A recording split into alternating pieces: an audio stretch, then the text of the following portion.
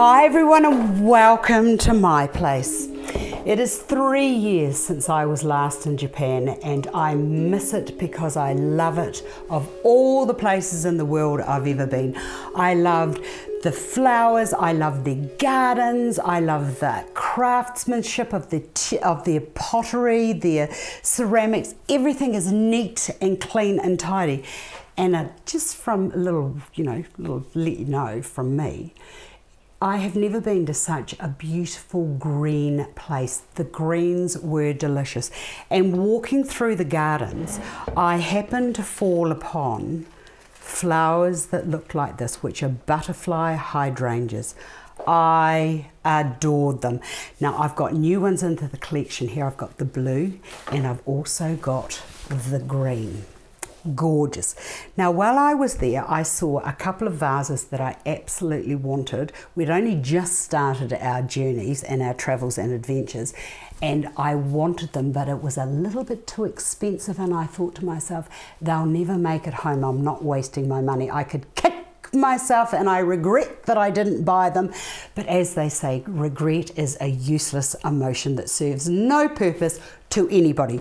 So when I was looking at what could I do for a little memory just to remind me that I did enjoy it, because I can't go anywhere yet, can I? It's still not safe and the airlines are dropping off flights. Oh, for goodness sake. I thought, what can I do? So I put my memory cap on and I remembered the vases, and this is one of the patterns and the colours that I absolutely love, and this colourway is perfect for just about any flower can be put into this colorway and they'll always look gorgeous.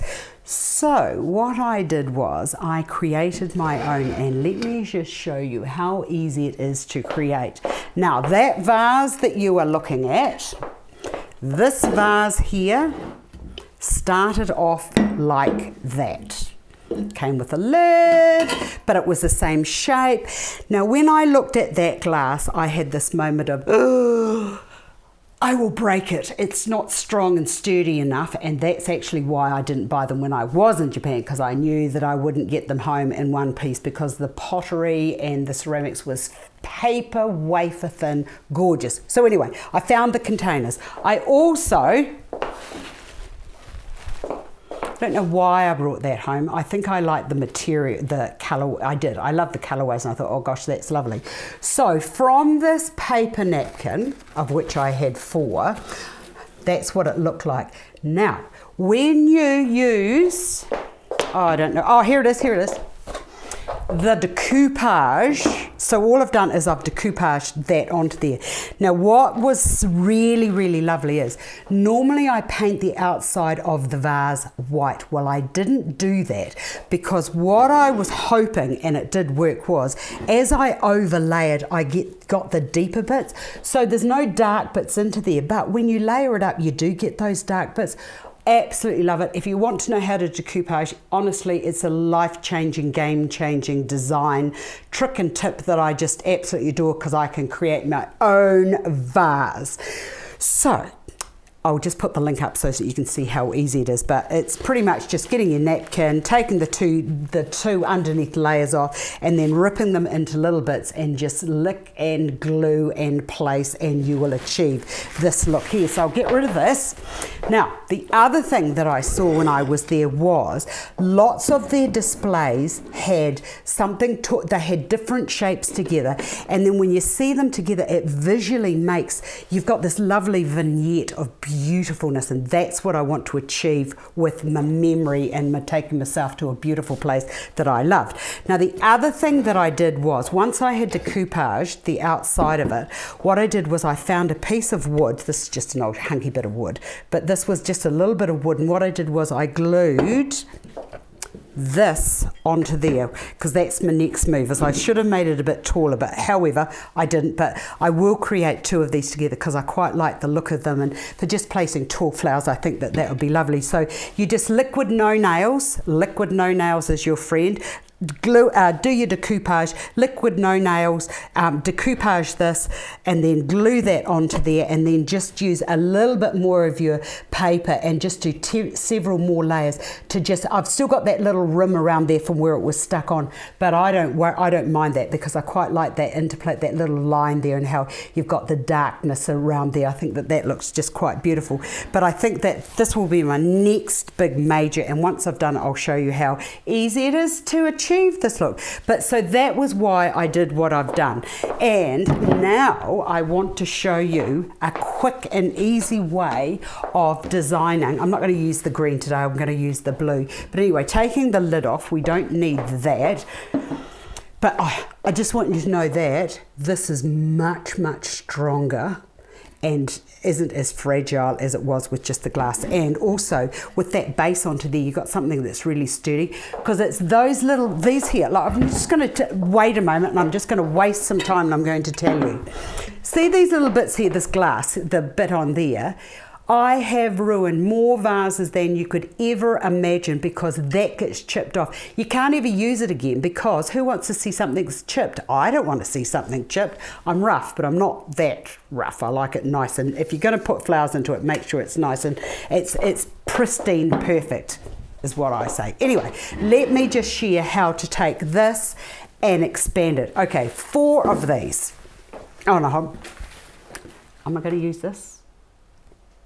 I am. I'm going to use this first. Okay, right. 2 pieces of orchid leaf go into there, and then it's just a matter of, oh, hold on, no, I'm not doing it that way, no.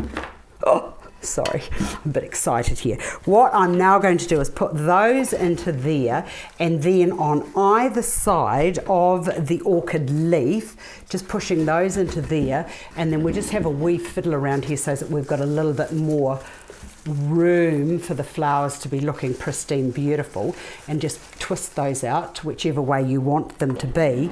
And then just a few of, because that was the other thing, I could never work out how they grew those so perfectly. And the other thing was they're beautiful phalaenopsis orchids. I've never seen anything so beautiful in my entire life. No markings, and they just grew magnificently. Now, it's cold in Japan, so I'm just thinking it must be the cold, but then these are tropical. So I don't know, I can't work it out myself, but never mind, it doesn't matter. Let's just get on with the arrangement. So I just want to put these into here like so that they are just like dripping out the side there. Oops, have I been a bit rough with that? That can just go around to there, and then I've got a third one, I'll put that into there. And you know what, the great thing about flowers is you can just pretty much put in, flowers have and create an emotion or a memory, and that's what I love about flowers. And if you want to transport yourself to somewhere nice, you know, the best way to do it is with some flowers. I just want to pull that out there just a little bit more. So what I've done here is I've just got the beautiful container with the flowers coming up, the white stripping down, and I just love the colorways that are coming through, because these could be little blossom or they could be orchids, I don't know.